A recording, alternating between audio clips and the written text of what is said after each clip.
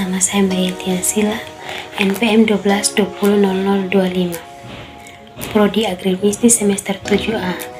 Di sini saya akan membahaskan materi teori Hecher-Ohlin, mata kuliah perdagangan internasional. Teori Hecher-Ohlin merupakan teori yang memiliki dua kondisi penting sebagai dasar dari munculnya perdagangan internasional, yaitu ketersediaan faktor produksi dan intensitas dalam pemakaian faktor produksi atau proporsi faktor produksi. Oleh karena itu, teori ini sering disebut teori proporsi atau ketersediaan faktor produksi. Teori Hecher-Ohlin memprediksikan bahwa pola dari perdagangan internasional akan ditentukan oleh sumber daya yang berlebih antar negara. Negara yang mempunyai sumber daya modal yang lebih besar dari tenaga kerja akan memproduksi barang modal intensif, sementara negara yang sumber daya tenaga kerja yang berlebih dibandingkan modal akan memproduksi barang tenaga kerja intensif.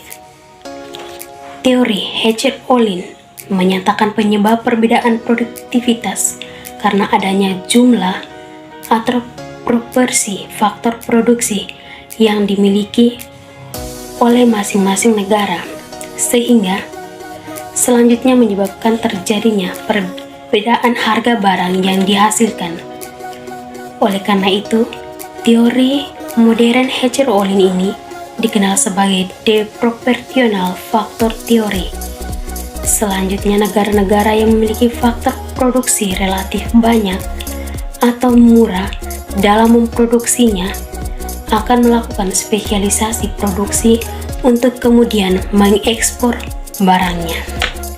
Hecher-Ohlin mengemukakan bahwa suatu negara melakukan perdagangan internasional karena adanya perbedaan opportunity cost suatu produk antara suatu negara dengan negara lain, dikarenakan adanya perubahan jumlah atau proporsi faktor produksi yang dimiliki masing-masing negara.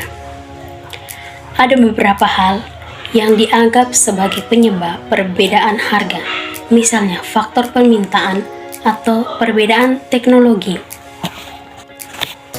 Negara-negara yang memiliki faktor produksi relatif lebih banyak dan murah dalam memproduksinya akan melakukan spesialisasi produksi dan mengekspor barangnya.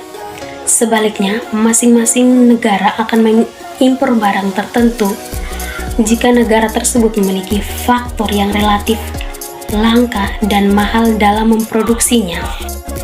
Berikut contoh matriks gain trade berdasarkan teori Hecher-Ohlin dapat dilihat pada tabel tersebut. Ada dua negara, yaitu Indonesia dan Korea Selatan, dengan komoditi sepatu dan televisi. Berdasarkan tabel di atas menggambarkan analisis manfaat perdagangan internasional gain from trade yang diperoleh masing-masing negara berdasarkan teori Hecher-Ohlin. Tabel tersebut disusun dengan menggunakan asumsi 2:2 atau 2 negara, 2 komoditi, dan 2 faktor produksi. Sesuai dengan konsep titik singgung antara iso-cost dan iso-quant, masing-masing negara cenderung memproduksi barang tertentu yang paling optimal sesuai dengan proporsi faktor produksi yang dimilikinya. Dari tabel tersebut, kita mendapat gambaran tentang penggunaan asumsi teori Hecher-Ohlin. Yang pertama, perdagangan internasional terjadi antara dua negara, yaitu Indonesia dan Korea Selatan. Yang kedua, setiap negara memproduksi 2 komoditi yang sama, misalnya 300 sepatu dan 80 televisi. Yang ketiga, setiap negara menggunakan 2 jenis faktor produksi, yaitu labor dan kapital, dengan jumlah proporsi yang berbeda. Hipotesis teori Hecher-Ohlin.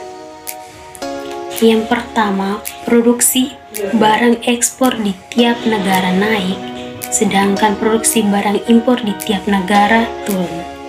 Yang kedua, harga atau biaya produksi suatu barang ditentukan oleh jumlah atau proporsi faktor produksi yang dimiliki masing-masing negara.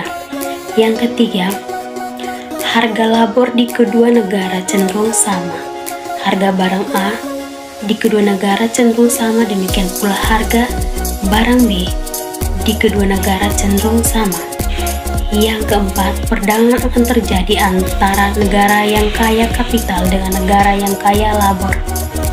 Yang kelima, masing-masing negara akan cenderung melakukan spesialisasi produksi dan mengekspor barang tertentu karena negara tersebut memiliki faktor produksi yang relatif banyak dan murah untuk melakukan produksi. Sehingga negara yang kaya kapital, maka ekspornya padat kapital dan impornya padat kaya, sedangkan negara kaya labor, ekspornya padat kaya dan impornya padat kapital. Berdasarkan kesimpulan, teori Heger-Ohlin ini adalah negara-negara mempunyai selera dan preferensi yang sama, menggunakan teknologi yang sama, kualitas dari faktor-faktor produksi yang sama, menghadapi skala tambahan hasil yang konstan, akan tetapi memiliki perbedaan dalam sumber daya alam dan ketersediaan faktor-faktor produksi. Untuk materi Heger-Ohlin, referensi yang saya pakai dari materi model perdagangan Heger-Ohlin, penulis Derwanto SE MSI Fakultas Ekonomika dan Bisnis Universitas di Ponegoro. Sekian dan terima kasih.